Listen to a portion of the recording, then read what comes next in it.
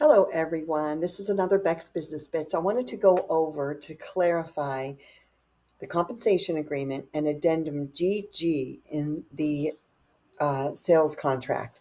So when you fill out a sales contract, you get back to the addenda and the additional terms. You're going to, if you have a compensation agreement or you're putting in for a compensation from a seller, you have the buyer, you want to make sure you check addendum GG, and then you're going to want to complete addendum GG.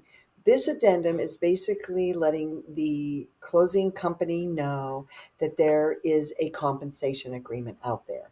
This is not the compensation agreement and doesn't replace it. What it does is you have the contract, check addendum GG. This is the addendum. You fill this out saying which seller broker or seller to buyer broker agreement you'll be using.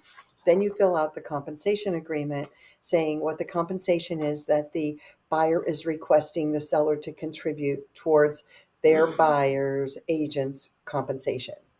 So, and you may have already negotiated it with the other agent, with the seller, or you may not have. In any case, what you would do is all three of these would go with the contract to the other realtor. Never put it into the additional terms. Never write in additional terms what your compensation is going to be. We are not part of the contract. Okay, the contract is between seller and buyer, not brokers, not realtors. So it should never go in there. I see it all the time. Don't do it. We have an attorney coming to our sales meeting on Wednesday. I hope you're there. You need to learn a lot. So you're not hearing it from me. You're hearing it directly from an attorney.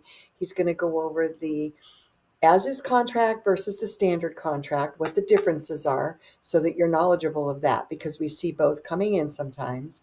Most of you are familiar with the as is, but you need to know the differences.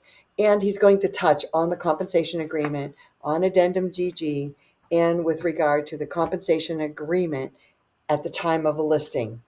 Don't fill out the form. Even though it's in our checklist forms, you do not fill it out until you have a contract and it's been negotiated.